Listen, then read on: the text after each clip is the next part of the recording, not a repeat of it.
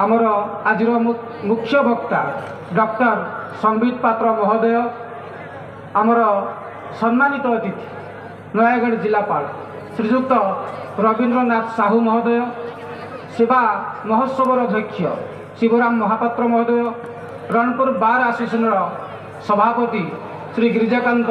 महापात्र महोदय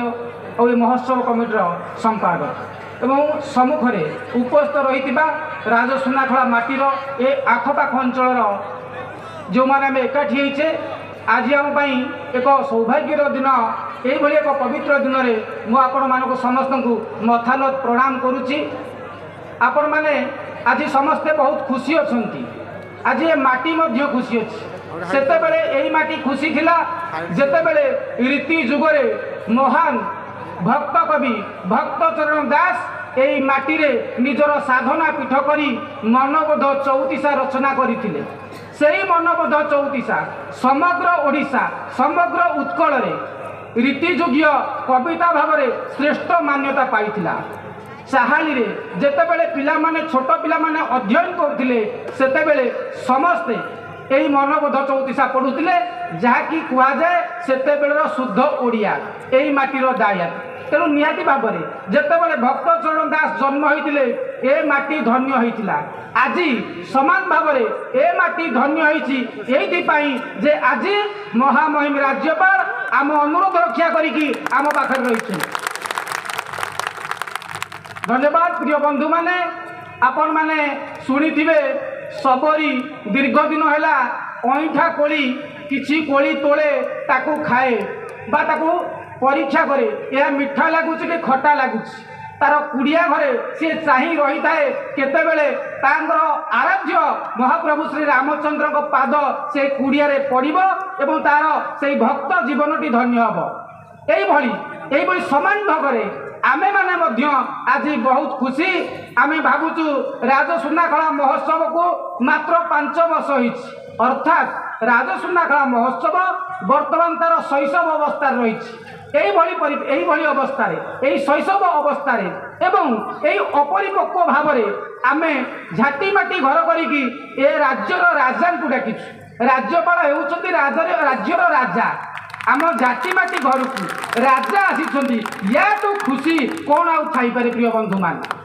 तेणु मु भावुची मोर ये कथार आपण मैंने निहाती भाव में सहमत होती तेणु करताई देउछन्ति। तेबे ए माटी आज पवित्र होइछि महामहिम राज्यपाल चरण स्पर्श पाई गोटे उपाख्यान थाए उद्यमेन हि सिद्ध्यन्ति कार्याणि न मनोरथै नहि सुप्तस्य सिंहस्य प्रविश्यन्ति मुखे मृगाः। अर्थात उद्यम करिकी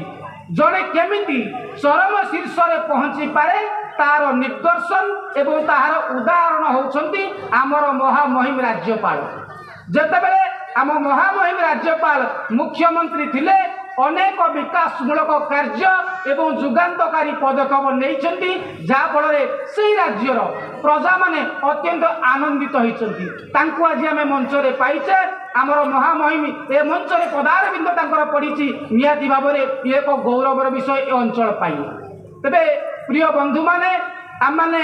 समस्ते बारंबार आपण मानक अनुरोध रही थाए जे ए अंचल ए महोत्सव होची गणपर्व एवं ए अंचल परिचय मध्य हेबाकू जाउछि महोत्सव एवं मु भाबुची आज बोध हुए ता ठिकाना जगार से महोत्सव पहुँची जाइछि। कहीं एइथिपाई ठिकाना जगार पहुँची जाइछि कहली कहीं ना आज जो महान अतिथि माने आम गहन रे आसिक उपस्थित रहिसंती तांकू पाइबा गोटे गर्वर विषय ठारू कम नुहे। तेबे आज मु अनुरोध करी आज महामहिम ये उपस्थित रही अनुरोध करी जे राजसुनाखला महोत्सव कमिटी रे जदि आमर अपरिपक्व अवस्था कौन सी जगह किसी त्रुटि थाए बा भूल थाए आमको क्षमा करदे। मुझे कही मो कथा को ये रखुची। जय जगन्नाथ, नमस्कार। बहुत बहुत धन्यवाद श्रीमान आर्ततम प्रधान महोदय अध्यक्ष राजसुनाखला महोत्सव आपणकर सुंदर अभिभाषण पाई। एबे अनुरोध करुच्ची महोत्सव कमिटीर संपादक श्रीजुक्त चित्तरंजन प्रधान महोदय को आज शुभ अवसर में वक्तव्य रखा है।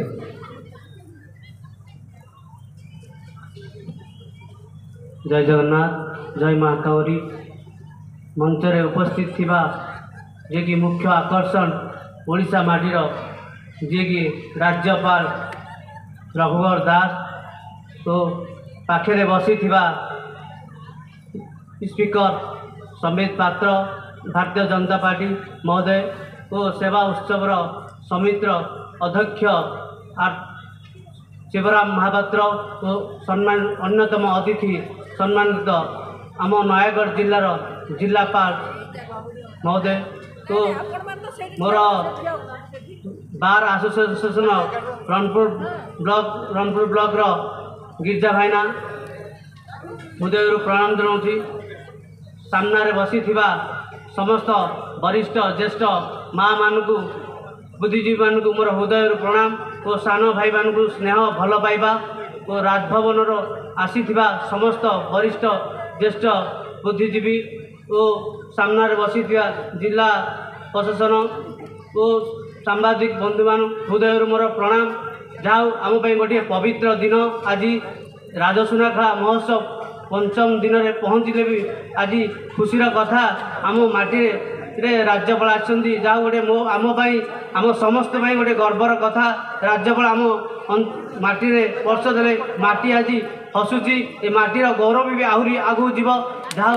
युवक मान धन्यवाद देवी ये छोट छोट उत्सव गोटे महोत्सव सृष्टि होती युवक मैंने चाहिए सबू संभव हो पार ये राजसुनाखेला दिने दिने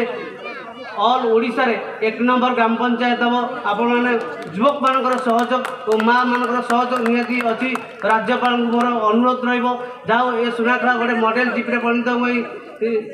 आगू जीव पंचायत गोटे एक नंबर पंचायत हम जाओ ये अंचल विकास ये माटीर कला संस्कृति साहित्य को जीवंत देवाई पुणा कथा को मन पकईदेवाई ये महोत्सव से सृष्टि होती ये राजसुनाखेला महोत्सव गोटे माइल खुंटी विकास पथर आहरी आगू जीव धन्यवाद देवी संबित पात्र मुख्य स्पीकर जी भारतीय जनता पार्टी जहाँ आमको राज्यपाल को आनी धन्यवाद देवी जहाँ ये समस्त मेंबर मान धन्यवाद और राजसुनाखेला बासी तरफ धन्यवाद आम पाखे राज्यपाल पहुँची ये वक्तव्य स्थान कर जय जगन्नाथ जय माता।